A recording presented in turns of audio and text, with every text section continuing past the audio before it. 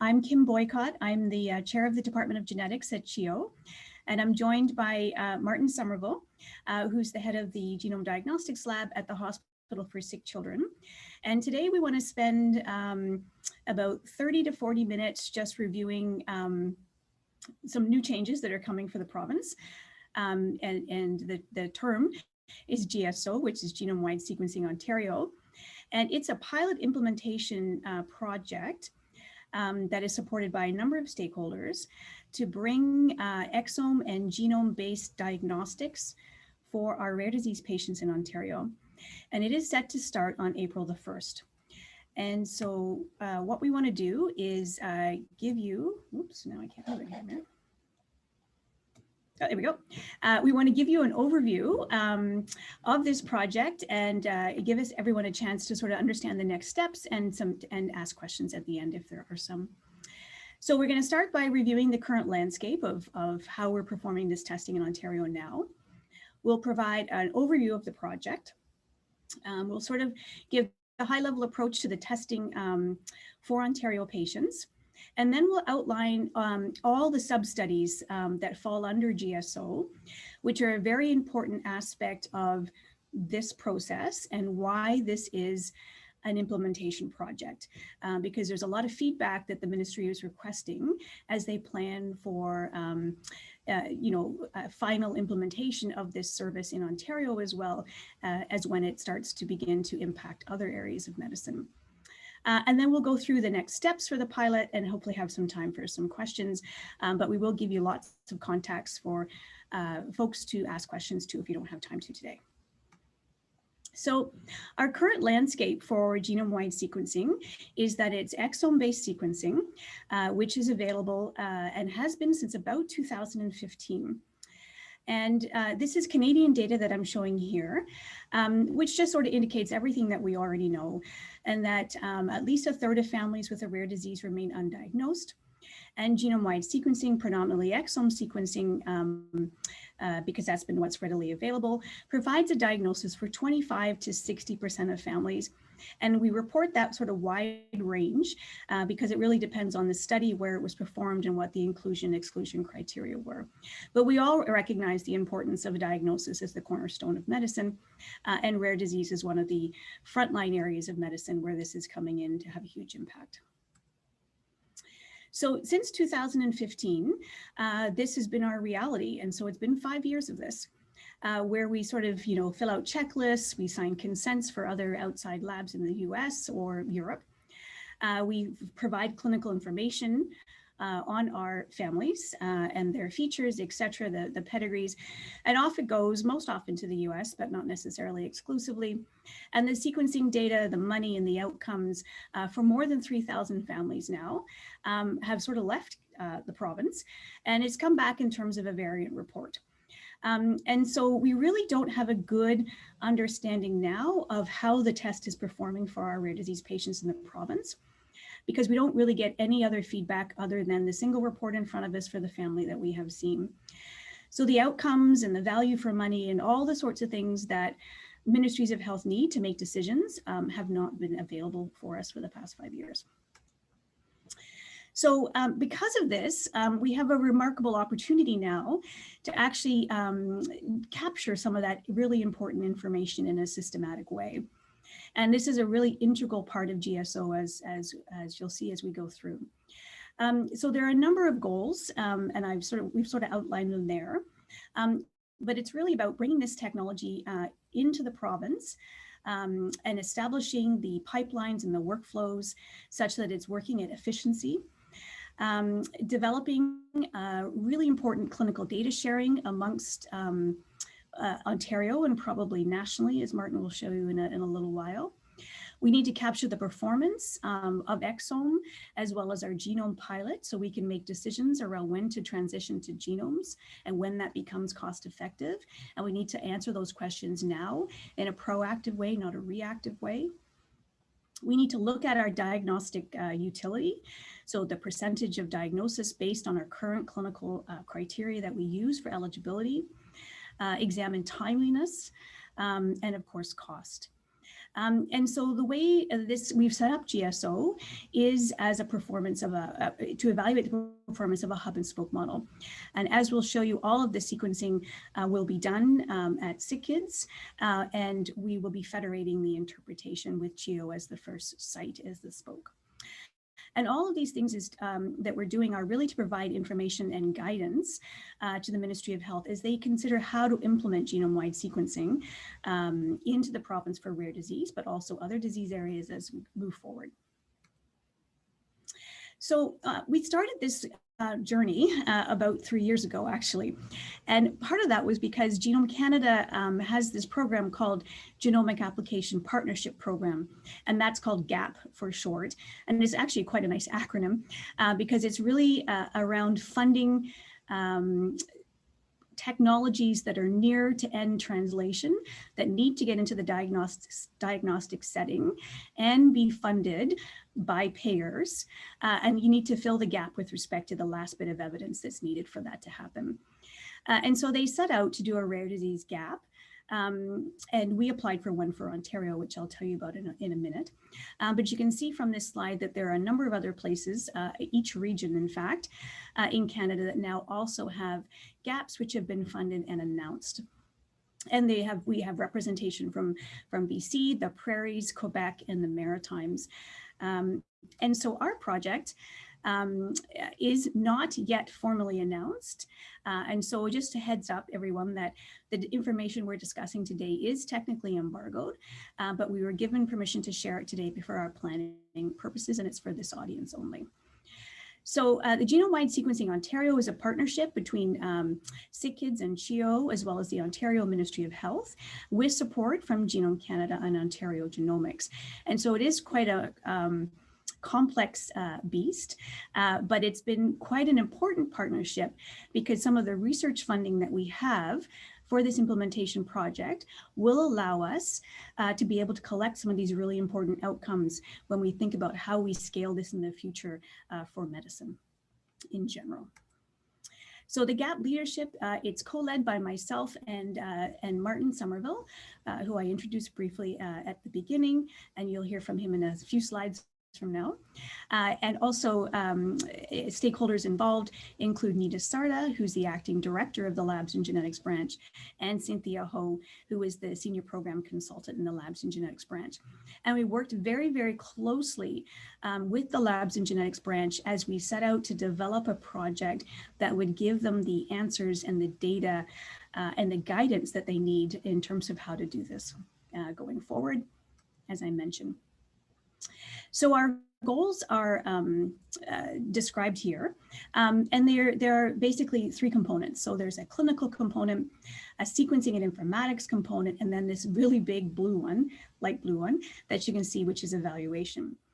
And so with clinical, we're really looking at pre and post-test clinical workflows, which I'll go through some of those things, but it looks at, do all patients have access? Do we have the resources that we need to see these patients, and how do we best do that? With respect to sequencing and informatics, Martin's going to tell us a bit more about that, but this is really around, how do we deliver a really excellent test as well as a robust data sharing strategy. And then with respect to evaluation, this is really focused on evidence regarding diagnostic utility, incremental cost effectiveness, and how do we use the platform that we're setting up for this process to use that in the future to apply to the next, emerging genomic or omic technologies, for example, things like methylation arrays or RNA-seq, et cetera. So each of those components have leaders from of each of our sites, and they're all identified there. We have clinical leadership with Sarah Sawyer and Roberto Mendoza, laboratory leadership with Christian Marshall and Leija Wang, as well as Jim and Melanie, who are helping with the CNV analysis. And then Robin and Wendy from SickKids from the evaluation program, they're going to help us with the pieces that we need to collect to report back. So CHEO and SickKids came together to do this because we have a really long-standing history of working together all the way back to 2011 in the rare disease area with the beginning of Forge. And we've been working with SickKids as well as all the other sites in Ontario and across the country with our most recent project, which is called Care for Our Solve. And as many of you know who've been working with us in Care for Our Solve, when we go to retrieve data back from the labs in the States to reanalyze it before we consider that family for genomes or other omics, it is a really labor-intensive undertaking to get that data back and realigned and et cetera. And so one of the great advantages of this GSO project is that our data will actually be within the province and much more easily accessible. SickKids and CHEO also have been working together through Kids Health Alliance, and we have a single instance of EPIC since 2017, which has really improved pediatric care in this province. And so now in 2021, we're going to embark on this 2-year implementation project called GSO together. So the design is sort of flows like this. So basically, patients will be assessed as they currently are by providers in Ontario. The eligibility criteria, which we'll show you in a sec, remains the same. And that is because we're going to evaluate how that eligibility criteria that we're currently using is performing. The usual types of things will happen, like clinical and family history, and consent forms will be signed. There will be 2 requisitions, one for SickKids and one for CHEO. They will be exactly the same, except have a slightly different logo at the top for each of them. And we have and then what happens is the samples will come to each of our institutions, but all the sequencing is centralized to SickKids. And then the data is shared with us through the cloud, such that each institution is performing the interpretation for the patients that originally came through their intake for their sites, catchment sites. And so what we try to do well, with the ministry's help actually, is talk about GSO catchment areas such that we have a certain distribution of workload between the 2 sites, such that we can manage the highly qualified personnel that will be needed to do this work. And so you can see in purple are the sites that have been allocated to come to CHEO, and in blue are the sites that are allocated to go to SickKids. It's an important thing to note is that right now what we are offering testing for is routine genome-wide sequencing. So patients who are pregnant or expedited postnatal for critically ill, usually children and babies, will still go through the regular exceptional access route and go out to the US to be done in that expedited fashion. We definitely expect that to change, but we expect it will take at least a year for us to be sufficiently up and running that we can then handle the expedited samples within the scope of this project. So I mentioned eligibility criteria, and they're listed there on the right. They are exactly what everybody attests to currently. They have not changed. And they will be on the requisition that the clinical team is providing to the 2 labs, and the check boxes will be there. So it won't be as part of a separate document anymore that you fax. It will just come into the lab that you're sending your sample to.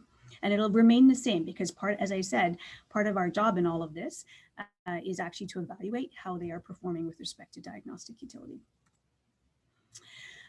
Ordering will be hopefully somewhat expedited, and there'll be definitely less faxing involved.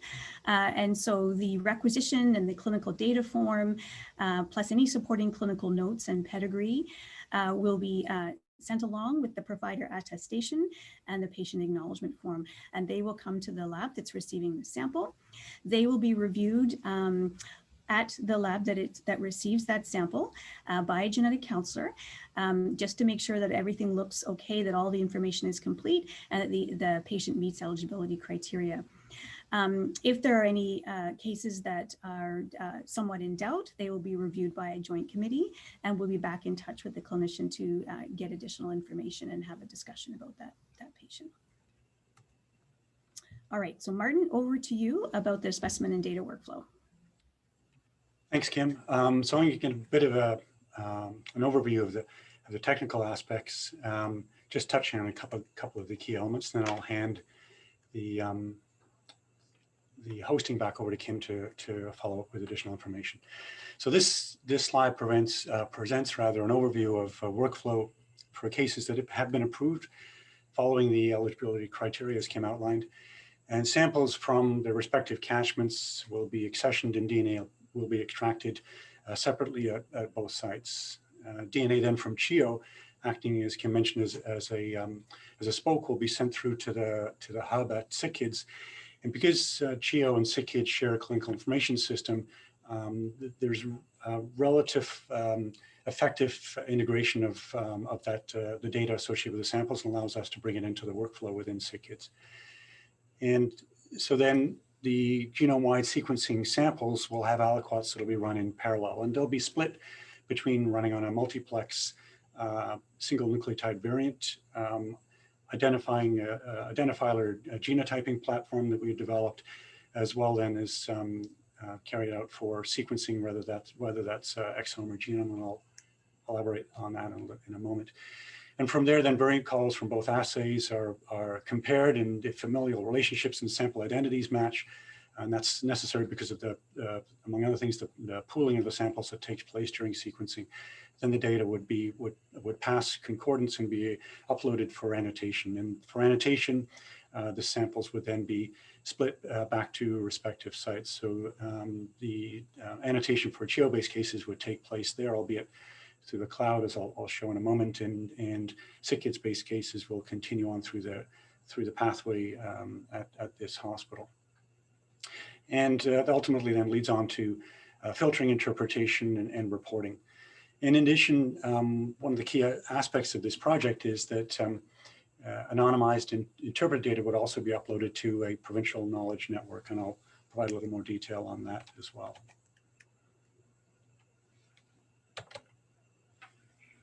I don't seem to be able to advance the slide. I don't know, Kim, can you do that? Oh, there we go. So yeah, so this is just to say that I just want to highlight here what I want to provide a little more detail on in its workflow. And so it's sequencing. If I can go to the next slide. So SickKids has had for some time now 2 NovaSeqs within the clinical lab, and these are quite amenable to genome-wide sequencing. NovaSeqs are really the highest throughput systems that are currently available from Illumina, and they're the most commonly used platforms for clinical genomic scale sequencing. One of the main advantages of these systems is their output flexibility, because they can accommodate scalable sequencing flow cells, which I'll show in the next slide. So this slide shows the sort of 4 different flow cells that these machines can accommodate. And on the table above, it also includes what Illumina as a manufacturer recommends as the number of cases that can be pooled per run for these applications.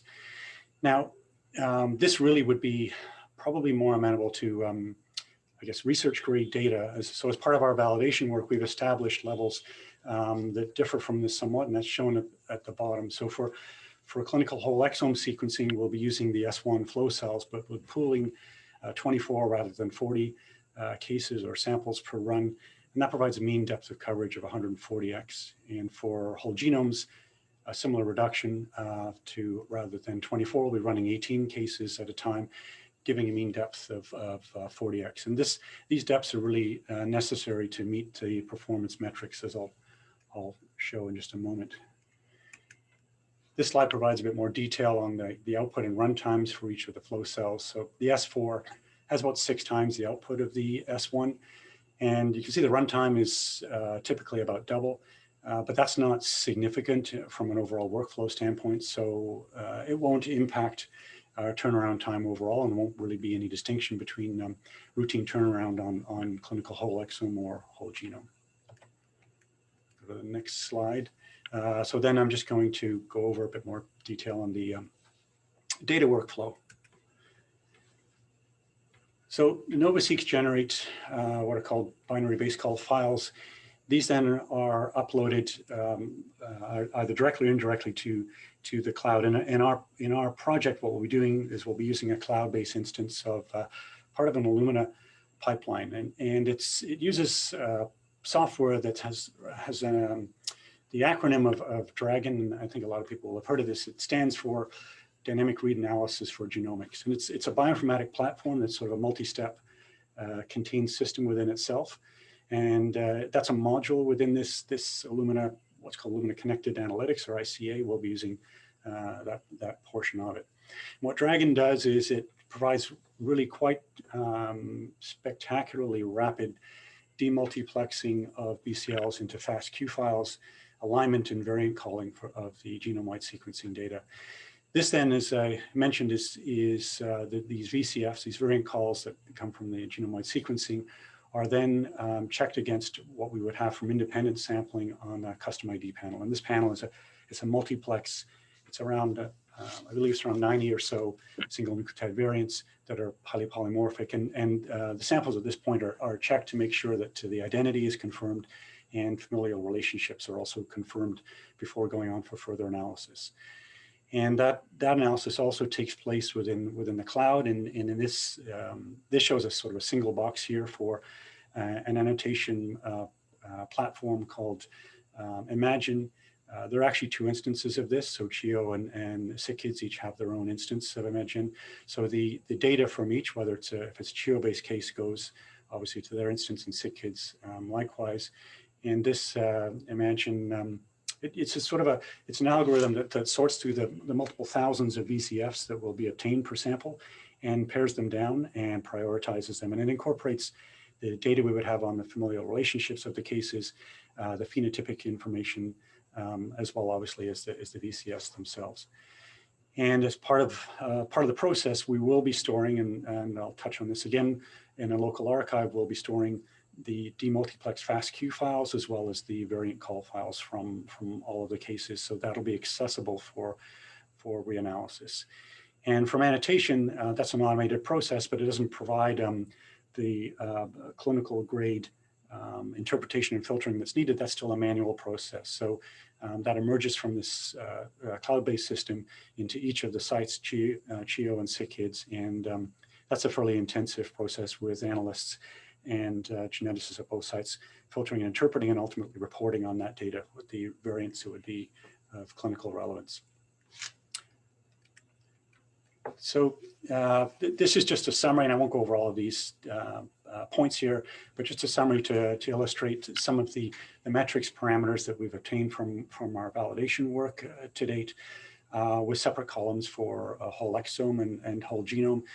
And it includes some of the more key elements, such as concordance thresholds. As I mentioned, that's one of the key pass-fail requirements within the workflow.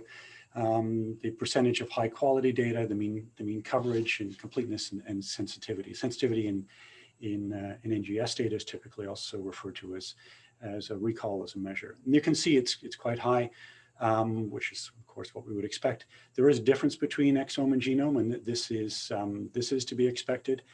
And these values are in their present state from our validation work. They do meet or exceed what's currently available within clinical genomic sequencing centers. And our plan is to obviously use this as a base level criteria and improve on this over time over the life of the project. So then a key component, as I mentioned previously, is the knowledge network, and that'll be operating as a shared provincial resource. So the Ontario Genomic Knowledge Network will function as a very much an integral quality improvement tool. Anonymized data from CHEO and SickKids will be housed within the network, and it'll contain at a minimum the frequency, patient phenotype, and variant classification. And this will be accessible at a variant level. And obviously the utility of this network will increase in proportion to its content, so that it'll serve a growing role in data interpretation over time. And it's a two-way path, so that as data is acquired at each center, that is uploaded into the network, but then it's also interrogated going forward to assist with variant interpretation. And so this is something that we obviously have not had access to in the past locally with cases being sent out of province. And these activities will increase the efficiency of genome-wide sequencing in Ontario through additional specialized staff training, ongoing development of data analysis systems. The data workflow that I showed is a sort of our current standard, but that may well evolve, almost certainly will evolve over the course of the project. Cost efficiency will obviously be increased by operating on a provincial scale, and the resulting shared knowledge network will be a key quality improvement driver. So there is also, as part of this process from the clinical, the testing that takes place on the patients, the information that is obtained, that we'll be developing, as I mentioned, a knowledge network provincially, but also the other GAP funded centers are working towards, in conjunction with Ontario, developing a national knowledge network. And Ontario really is leading on this front, as we're the only proposed 2-site genomics center. And as part of the process, in terms of consenting patients, they are also given the option of agreeing to recontact and having that information entered into a provincial registry, which is then available for, with consent for minimal data sets that are made available for research use. And this is obviously then would be for already approved studies with that potential for the information, if consented, to feedback ultimately to the patients as well. So this is another clear value add. That sort of the top portion of this schematic shows the clinical activity, but there's a key tie-in to potential research activity as well. So then, as I sort of touched upon as part of the quality improvement, we have we're looking at reanalysis, but also another element to this project will be the assessment of secondary findings. This is sort of it's a split program whereby for cases that are obtained from within CHEO and SickKids, they'll enter into the GAP study. And in that study, what we're looking at is, as Kim mentioned, comparing the utility of whole exome and whole genome, clinical whole exome, whole genome testing. And so in order to facilitate this, we'll be actually randomizing between each of these 2 sites 325 trios into either exome or genome sequencing. And this will obviously be compared toward the end of the project. And as part of this, part of the data that feeds into this is the criteria that would be obtained from the information with the patients, with the requisitions themselves. But this is also running in parallel to provincial volumes that are from centers outside of, that would be within the catchments of CHEO and SickKids, but would be from clinics that are outside of these 2 institutions. And so those will run as they have been in the past, with access to clinical whole exome sequencing. And this will be relatively seamless transition from testing that was happening out of country, out of province prior to operating in province with, as I mentioned, the same or improved quality parameters in place.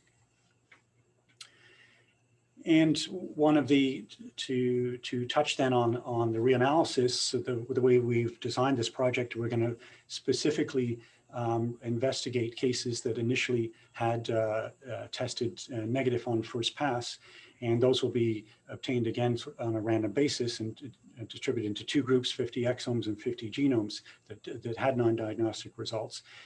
The clinicians involved will be contacted 12 months after the initial analysis to ensure the patient the case still remains unsolved and that the patient is still being followed. And so these cases then will go through a series of reanalyses at intervals of 12, 18, and 24 months. And this will be then a key part of our assessment of the quality and the potential for improvement in the process by reanalyzing existing data over time, because of course the nature, the capability of interpreting that data will change over time, and so we want to take advantage of that. And in addition, the reanalysis will be made available upon request for cases other than these after a period of 18 months. So that can be done as well, as I mentioned, because we will have that data stored locally, and so it will be made available for that purpose. Okay, so that's just a very sort of quick overview of the technical aspects, and I'm going to hand the controls back over to Kim to follow through. Thanks, Martin. That was excellent. So as you saw, we have an exome versus genome sub-study. We have a clinical reanalysis sub-study. And then the last study of this type is a secondary findings study.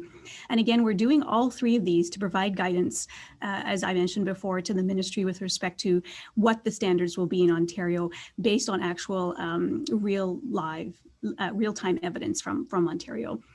And so some of you may remember that we did a survey, I think it was about a year ago, that asked our folks that are ordering geneticists, or other allied health folks, genetic counselors, and some of the neurologists who are active in this space, around what their opinions were about secondary findings as we set up our plan for this study. And we all know that there's not a lot of evidence really about the long-term impact of secondary findings, both with respect to the healthcare system costs, the value for money, and the equity of practice, as well as clinical utility. But I think what we heard back in this survey was that we've all been doing this for 5 years. And so it really has essentially become a standard of practice.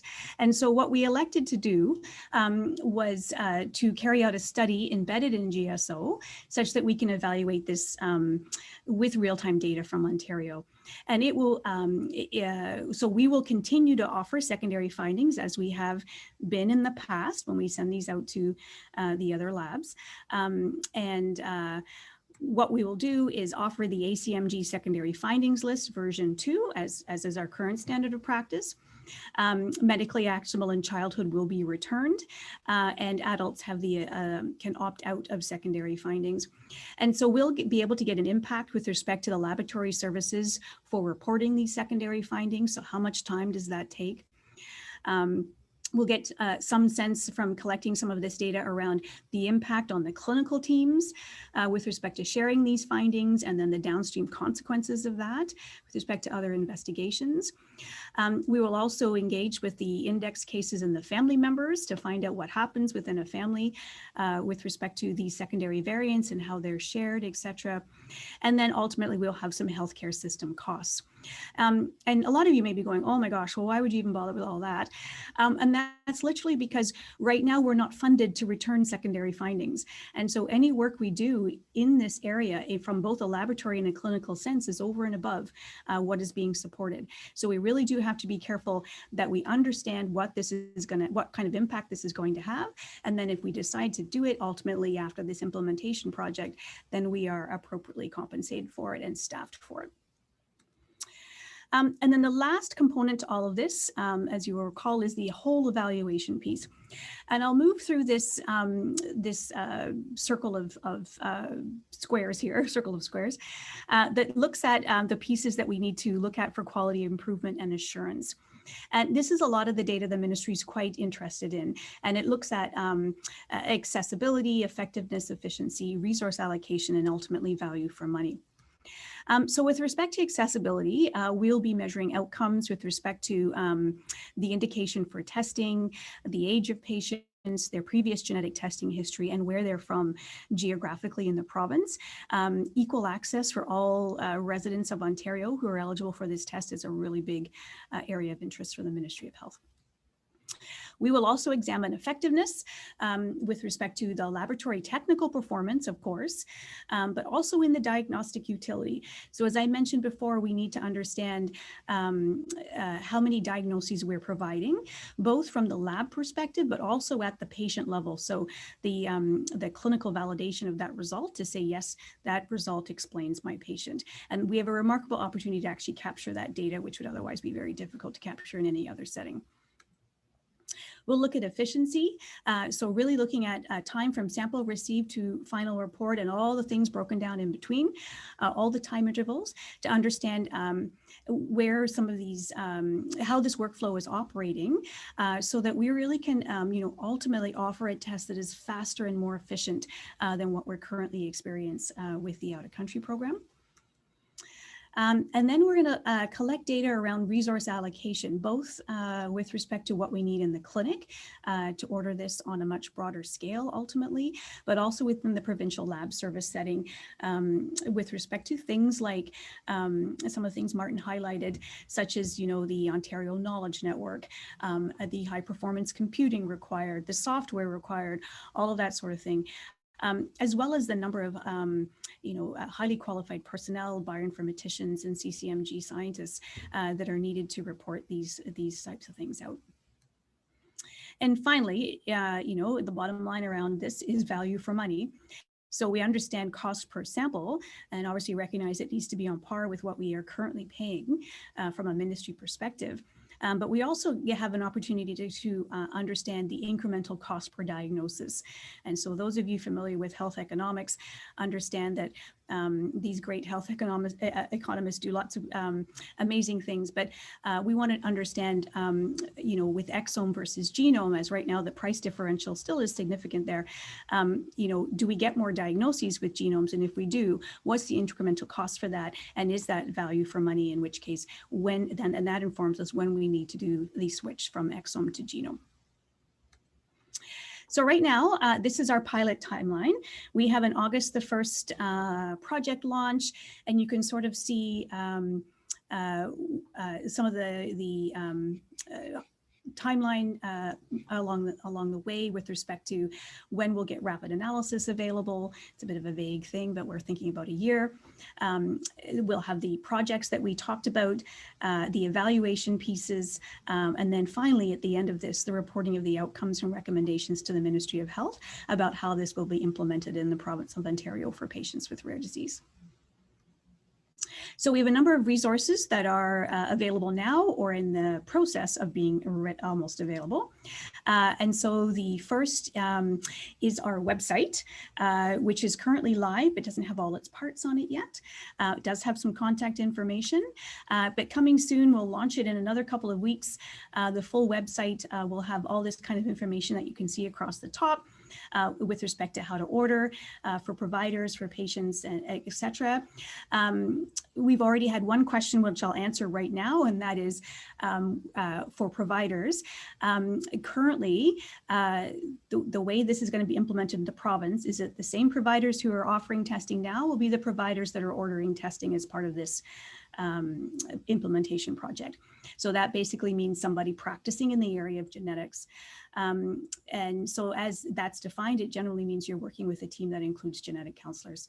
And so that will be unchanged for this implementation project, largely because we need to be able to evaluate how we're working now before we begin to understand how to scale it out to other disciplines who might be seeing patients who would be eligible. Other resources include the laboratory and the program GCs, and their contact information is there as well as on our website. And so we have Caitlin and Jennifer, as well as Meredith and Anna, who've been very, very involved and have created this fantastic slide deck for us, and who are available for questions. If you want to reach out to any of them, they would be glad to answer them. And then we have another information session, which is going to be focused on practical information for ordering. And it'll be catchment area specific. And so it's the dates are there. It's on March the 9th, and you'll be receiving an email to register for that. And we'll walk through then really the specifics of and can answer really detailed, granular questions around how the process will work and how you'll be ready to do this as of April the 1st and have all the forms in place, etc. And finally, I just want to acknowledge the huge team that's been involved in working forward to get us to where we are right now. It has been a 3-year-long journey, and it is a long journey because it is a complicated process, but we're pretty excited to be where we're at right now.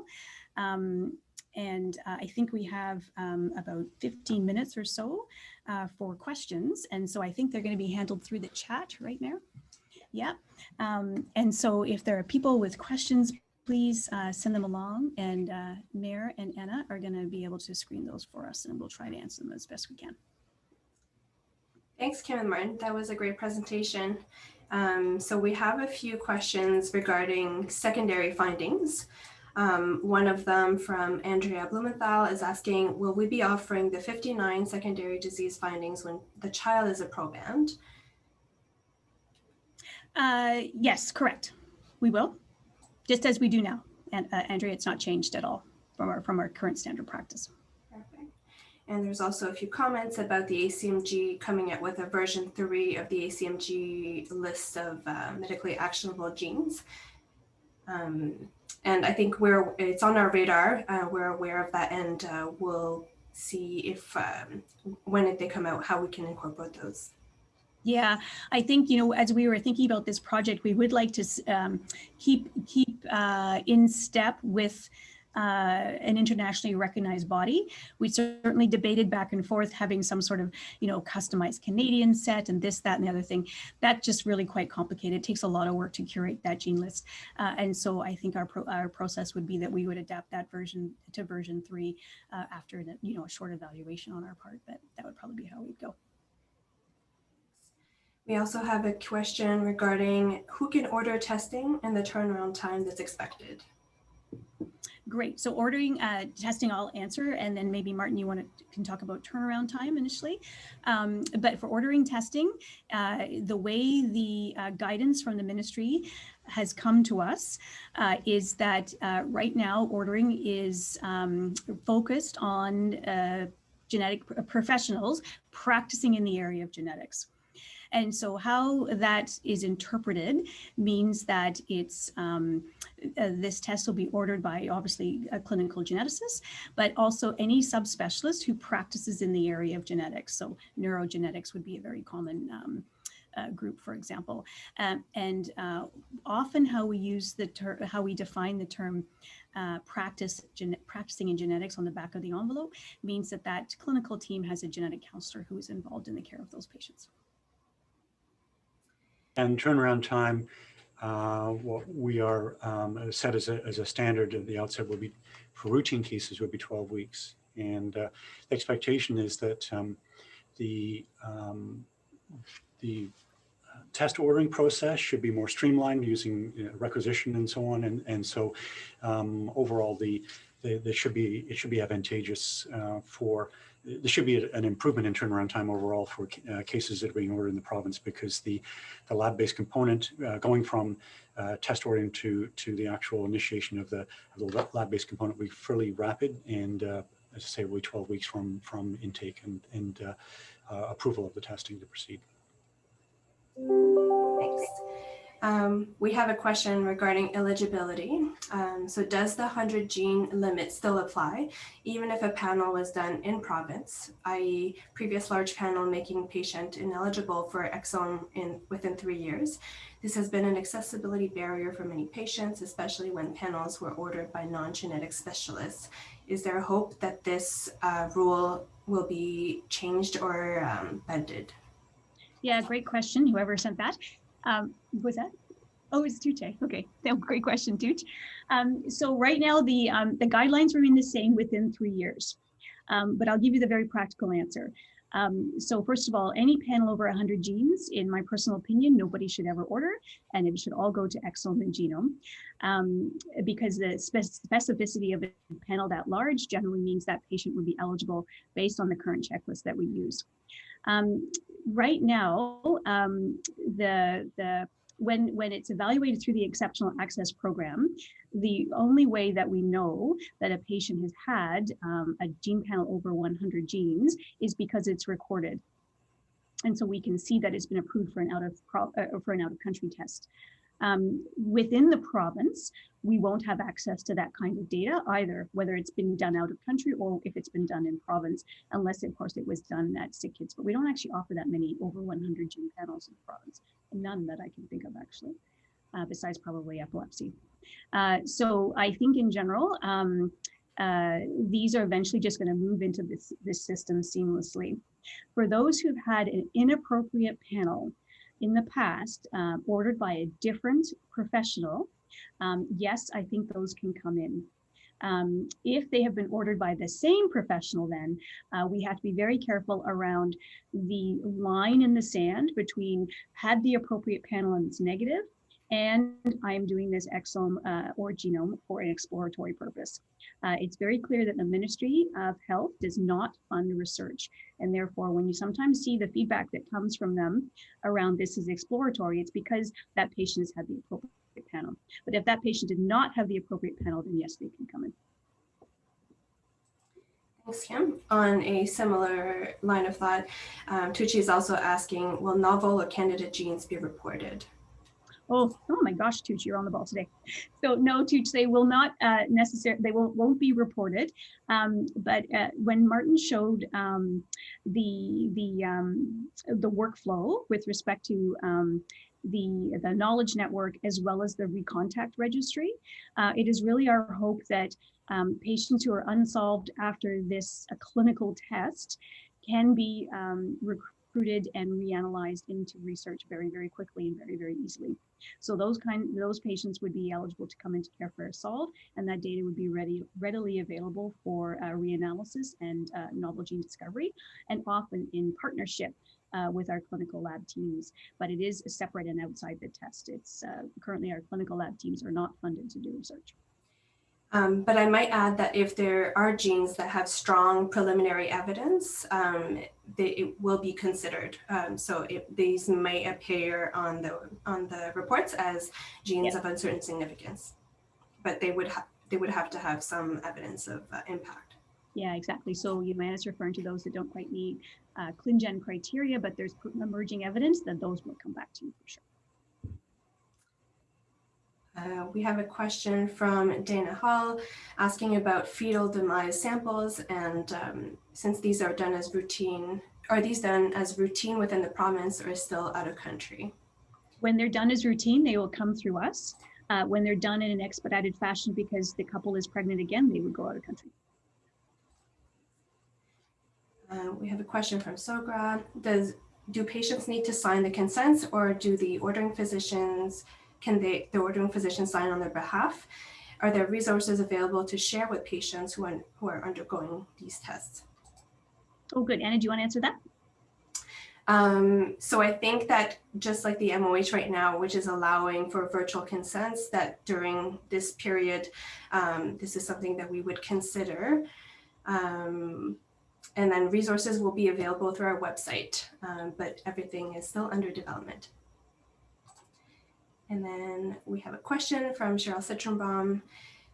With respect to identifying resource allocation, genetic counselors play a significant role in pre and post-test counseling, but their time will not be captured via billings.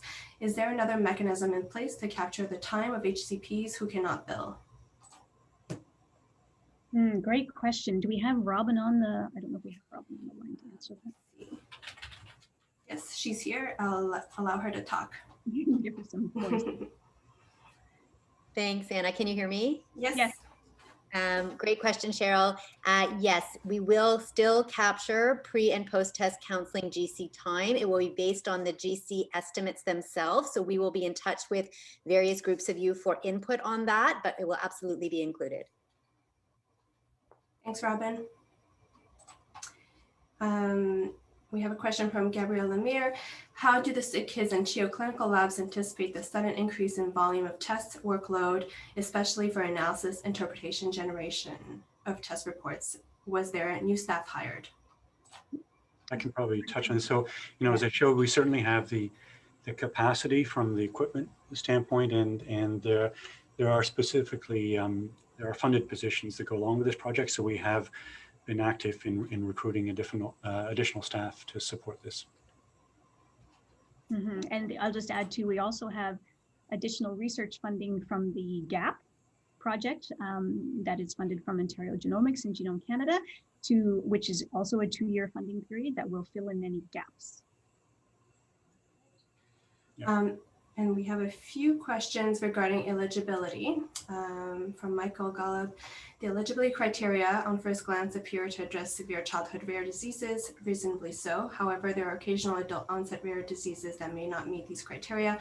Will there be consideration for other scenarios that may not meet the checklist criteria? Generally, probably not, Michael. If you can give us an example, I think adults with multi-system disease and would meet, with a neurodegenerative disease, for example, would meet checklist. If it's an isolated issue, for example, an isolated retinitis pigmentosa or isolated cardiomyopathy, they are currently not eligible. I think the next phase of what we'll do with our work with the ministry is to broaden that inclusion criteria. But we unfortunately, or fortunately, have to start off at the beginning and evaluate what we currently do. And along the same lines, a question from Resham: would we be using the similar West checklist to the one that's submitted to the MOH currently? And what would be the process for any West request that is declined? Great. Anna, do you want to answer that one? Sure. So yes, you'll be submitting the West checklist. It'll appear on the requisition that we've developed for SickKids and CHEO. And the process will be very similar to what's happening right now with the MOH, except that for any appeals, you'll be submitting them to the your GSO site. And any appeals right now will be reviewed by a joint committee that's made up of genetic counselors and clinicians and lab directors from SickKids and CHEO at a joint review committee. The only thing I'll add to that is that you will only be notified of the case is denied. If it's approved, then you'll just get the report. It won't be a letter of approval. We have a question from David Chidiat. For Rapid West, such as prenatal cases, is there any other plan to involve other sites, such as Mount Sinai, as there is a high number of prenatal cases? So right now, David, those cases will continue, the rapid cases, prenatal cases, will continue to go out of country until we're ready to take them on in an expedited fashion. Timeline to be determined, but definitely within scope in this project. Going forward in the future, I can't answer how Mount Sinai will be involved after the 2-year timeframe. I think part of what we're doing is evaluating this hub and spoke model, and I really do think personally it's a very good model going forward. I do think, as Martin showed, that having a site that has the necessary high throughput equipment and expertise and can do this efficiently and cost effectively is a really important strategy for Ontario. We have a question from Milin at SickKids. So she's asking about whether or not we would consider periodic reanalysis of diagnostic exomes for the rare cases where the phenotype is not fully explained by the genome, the findings.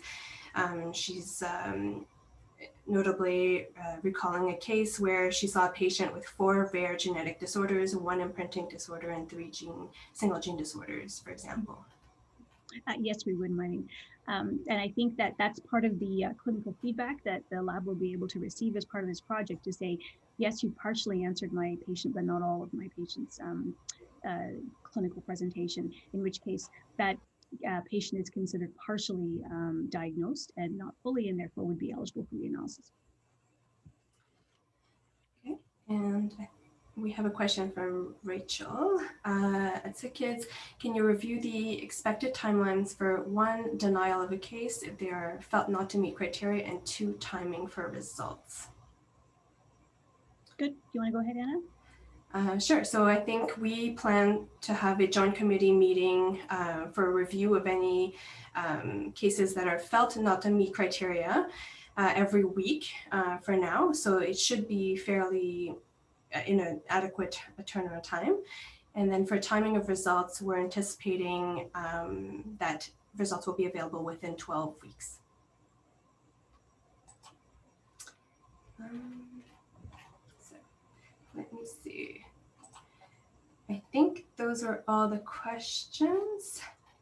Some of them were submitted in chat, so I'm having trouble keeping track of them, but feel free to raise your hand or write them in the Q&A section of the Zoom platform if you have any questions. Good. Thanks so much, Anna. And we've finished very nicely on time. So we want to thank everybody. Oops, here we go. For attending today to hear about this exciting project. We're certainly excited to be part of it. We hope you're excited as well. And we'll have another information session for our catchment areas on March the 9th that you can sign up to, and those will be smaller sessions, and so we'll be able to have much more open conversation about things that need to be clarified for folks to get ready from April the 1st.